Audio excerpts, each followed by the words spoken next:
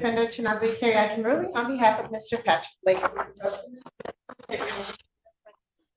And Patrick Hansley. Your Honor, we are asking for an adjournment. We are in negotiations with the people and yet to reach a resolution. Pardon? We are asking for an adjournment, Your Honor, for purposes of further negotiation. Oh.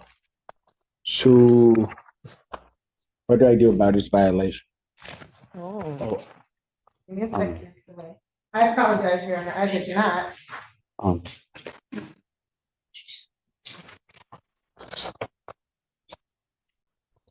Yesterday? Yeah, did you go yesterday, right? yes, I did. He I'm said sorry. he This did. is- Did he text? I did. What was the result? They were positive. Four? I mean, For what? Amphetamine, Your Honor, he says. The court mind passing this? I did not Mhm. know I about. do. Yeah, let me, with, I do mind passing it. no, she Did you test? Hold it. No, I'm not passing it. okay. Right away, this hearing takes a sharp turn because Judge Simpson is not allowing this situation to casually slide through the cracks. You can already hear the frustration building in the courtroom. The defense is trying to buy more time through negotiation, but the judge immediately redirects focus to the violation itself. That's important because in courtroom settings like this, judges often care less about promises of future progress and more about immediate accountability. And the second the drug test issue enters the conversation, the tone completely changes.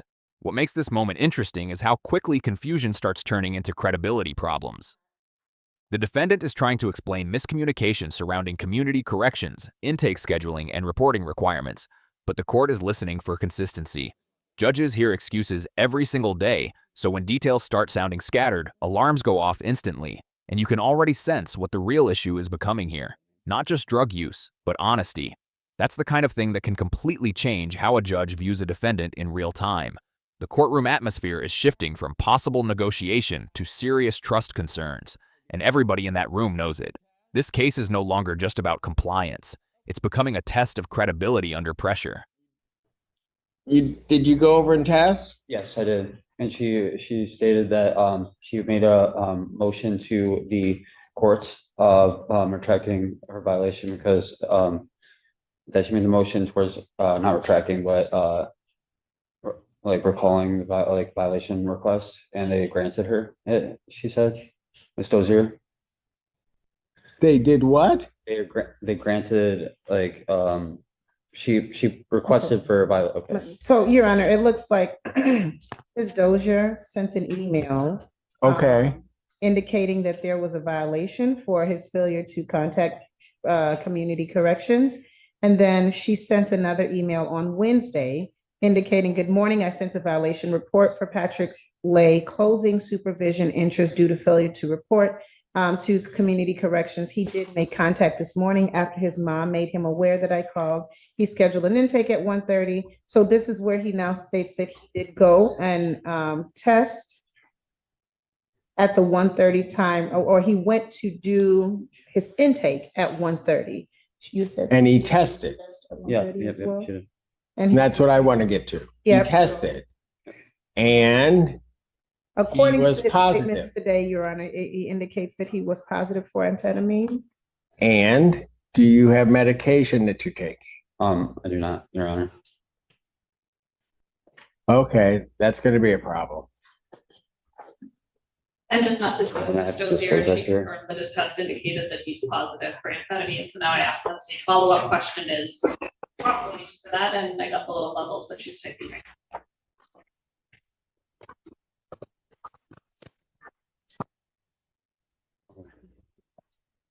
Okay. And I was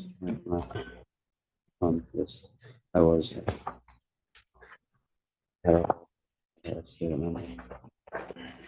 about to.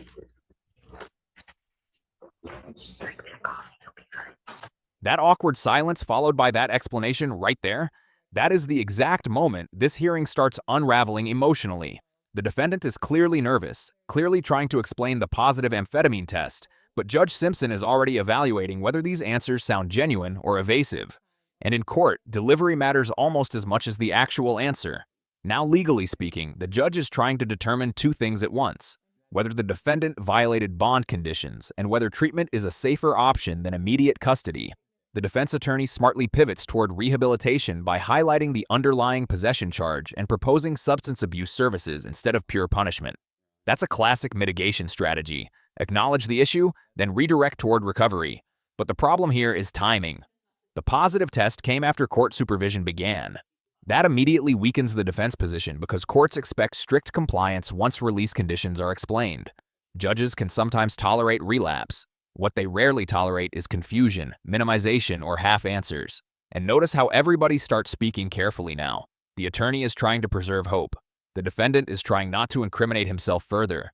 Meanwhile, Judge Simpson is listening for one thing above all else: honesty. Because once a judge believes someone is hiding the truth, the entire hearing changes direction. This makes me jumpy.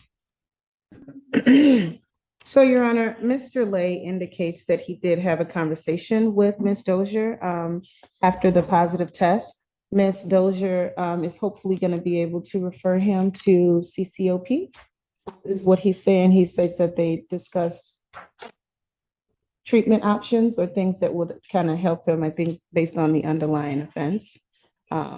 The 1298 is a possession charge. I think that we should absolutely focus or try and see how we can get Mr. Lay connected with substance abuse services. When's the last time you used? The day of my arrest, of October 30th, 10/29, sorry, 10/29/24. On the 24th? No, on 10/29/24, Your Honor, which is the date of his. So, arrest for the and then you were told on the 30th, you're saying you used before then? yeah, I used that day. The 29th? Yeah. And not, okay, young man. What? And not since then? No, I have not since then. I mean, that's what, okay, I did, okay, I took it. Yeah, okay, so hold on, before you start, hold on. The one thing about me is I hate when people lie to me. Okay, I really do. okay. All right. So, okay, so hold on. So make sure what you're gonna tell me is the truth, Mr. Allen. So the last time I used Adderall was about 3 days ago. Yeah. That's the truth, Your Honor. So why were you going to lie to me that it was the day of your arrest? That was, Why were you going guess- to lie to me I guess- that it was the day of your arrest? I can exactly tell you why you I'm didn't scared. tell me that. Your Honor. Yeah, you were scared, but why were you gonna try to give me the day of your arrest? This is the defining moment of the entire hearing. Judge Simpson stops focusing on the drug use itself and locks directly onto the attempted lie, and that distinction matters a lot. Courts deal with addiction cases constantly. Relapse alone does not automatically destroy a defendant's chances, but dishonesty toward the judge, that can collapse credibility almost instantly. And to be fair, the defendant eventually admits the truth. He says the last use was only a few days ago instead of before the arrest. But from the judge's perspective, the correction only came after pressure. That's why the courtroom tone suddenly becomes sharper and more personal. You can actually hear the defendant mentally scrambling between fear and accountability. He's terrified of being remanded, but at the same time, he's realizing the judge already sees through the earlier answer. That creates one of the most uncomfortable dynamics in courtroom hearings, the moment where somebody knows the judge no longer fully trusts them. Also, pay attention to Judge Simpson's questioning style here. He's not yelling. He's methodically forcing the defendant to explain his thinking step by step. That's often more intimidating than outright anger because it exposes contradictions in slow motion. And here's the bigger question for everybody watching this case. If someone admits they're scared, does that excuse dishonesty? Or does it make honesty even more important? I guess. Because that would have been before you were told by the court not to use. Okay, well, yes, Your Honor. Your Honor, yep. And yes, also, when I did get out of bail, or holding, I guess I didn't get sent home with the paperwork saying that I had a test 24 hours after my thing, after I got released, which I didn't have with all my paperwork. You realize we're past that now. Okay, Mhm. okay. I understand maybe why you didn't show up. What I don't understand is why you were using. And then I don't even further understand after using, getting and testing then positive. And then when I asked you a question regarding it, you lied to me.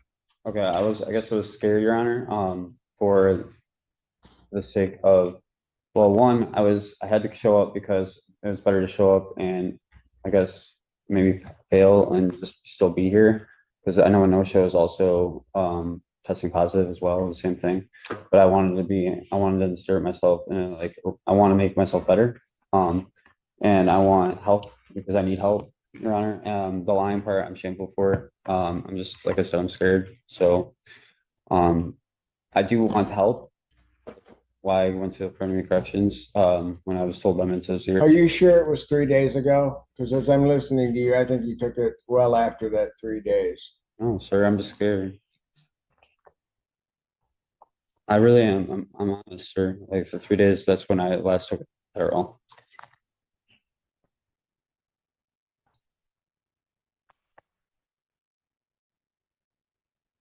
I mean, okay, I didn't take it. I haven't taken any today. I mean, like 2 or 3 days ago would be like the minimum. So it was 2 or 3 days. I mean, I haven't. Okay, so what did? You want to know why? Sorry, it wouldn't be any less than 2 days ago. Today is the 7th. Okay, so Tuesday. I guess it would have been Tuesday. It would have been Tuesday. I didn't look at the dates. So that's 2 days ago, not 3. I'm sorry, I didn't really look at the dates. I'm sorry. Pardon? At this stage, the hearing almost turns into a credibility collapse in real time. The defendant keeps adjusting timelines, correcting himself, apologizing, then re-explaining the same answer. And even though nervousness is obviously part of it, every new clarification creates another layer of doubt for the court.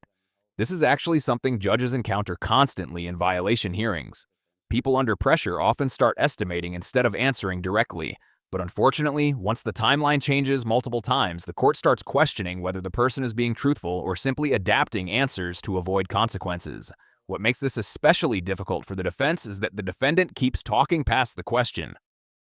Judge Simpson repeatedly asks for simple, direct answers. What day, what action, what effort was made, and instead receives emotional explanations layered with uncertainty. That may sound human from a viewer perspective, but legally it weakens confidence. At the same time, you can tell the defendant genuinely wants the judge to believe he's trying. He keeps returning to fear, shame, and wanting help.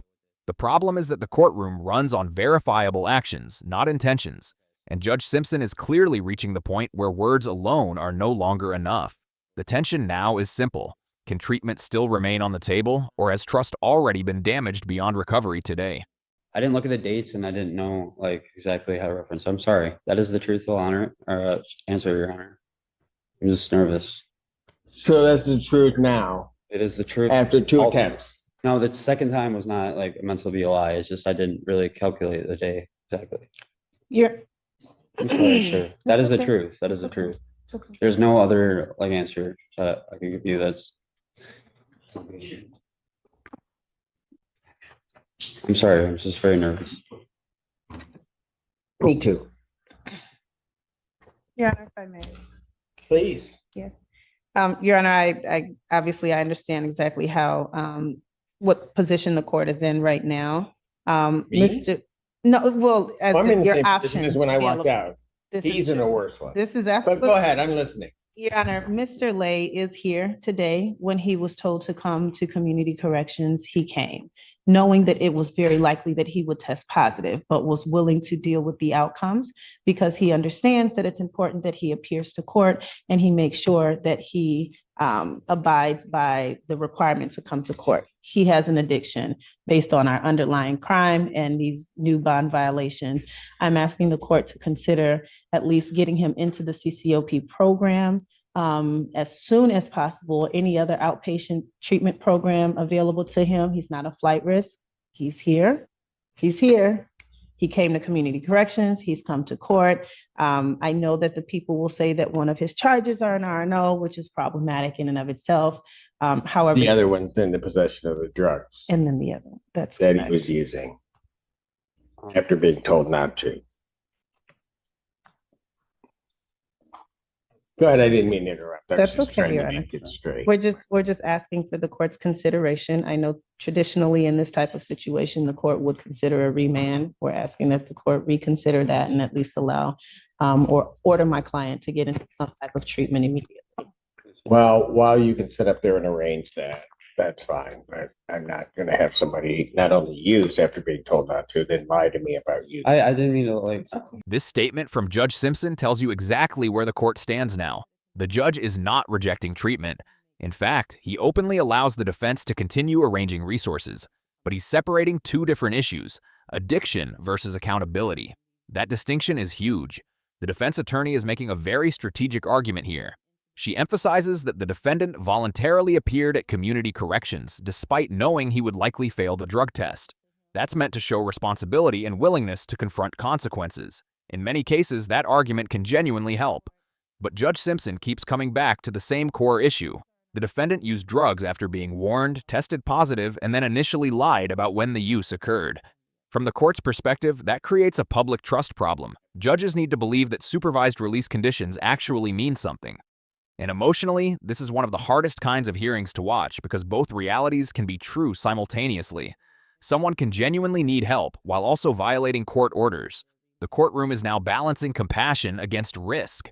You can hear desperation growing in the defendant's voice as he talks about wanting positive influences, new opportunities, and sobriety.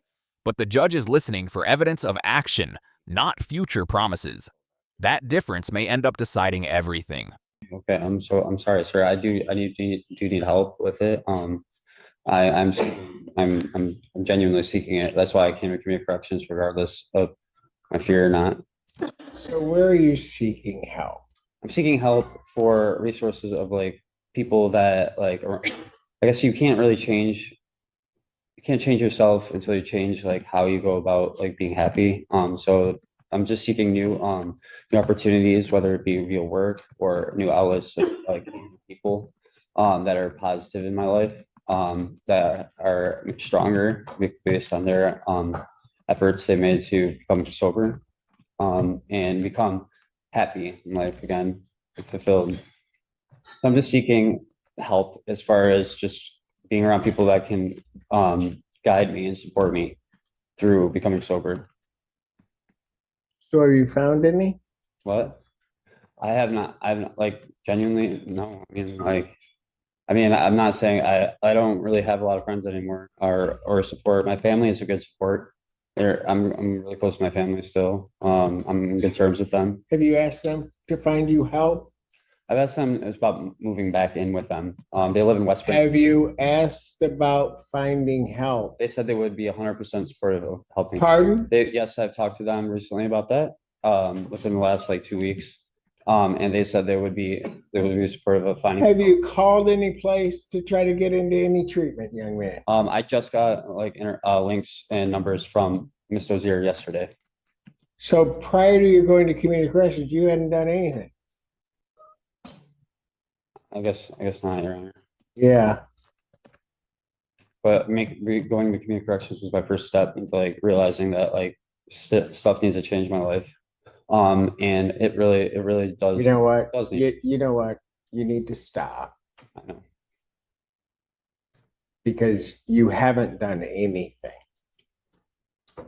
I know. And that would have been the answer to my question. I don't know why you're trying to make everything when I ask you a question something more than what it is. I'm sorry. You haven't done anything. You continued using. That's where you are. So until such time as you decide to be honest about it, nothing's going to work anyway. Judge Simpson finally strips the entire situation down to its simplest form. No emotional framing, no motivational speeches, no complicated explanations, just actions versus words.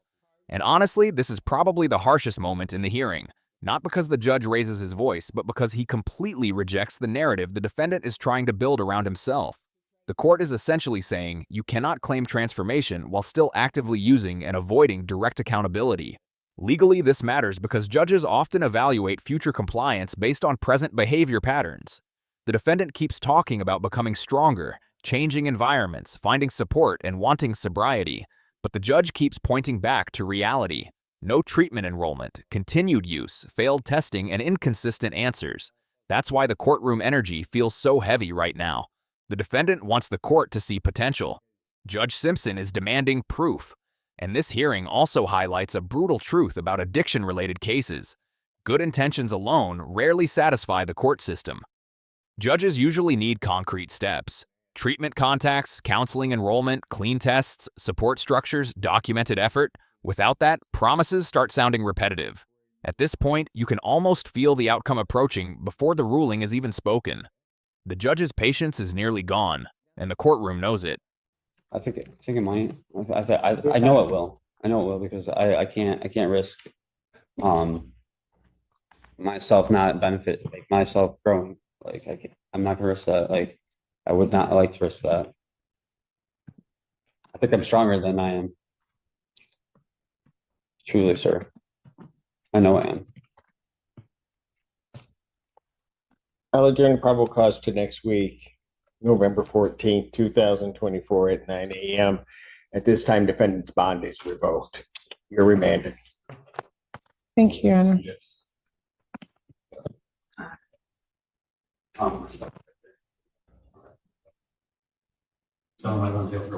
And there it is, the final ruling. Judge Simpson revokes the defendant's bond and orders him to remain in custody while the probable cause hearing is adjourned to the following week. After everything we heard in this courtroom, that outcome was becoming more and more likely by the minute. What ultimately hurt the defendant most was not simply the failed drug test. It was the combination of continued use, inconsistent explanations, and the judge's belief that honesty only arrived after repeated questioning. Throughout this hearing, the defense pushed hard for treatment-focused alternatives like CCOP and outpatient rehabilitation, arguing that addiction, not malicious intent, was driving the behavior. But Judge Simpson made it very clear that accountability comes first. And honestly, this case became a perfect example of how quickly credibility can shape judicial decisions. The moment the court feels misled, every explanation afterward becomes harder to accept. That's the reality defendants face in high-pressure bond violation hearings. At the same time, you could also hear genuine fear and desperation from the defendant. That emotional conflict is what made this hearing so intense to watch. It wasn't just legal procedure. It was somebody struggling in real time while the court tried to determine whether trust still existed. If you found this case as shocking as we did, make sure to hit that like button, share your thoughts in the comments, and don't forget to subscribe for more jaw-dropping courtroom breakdowns.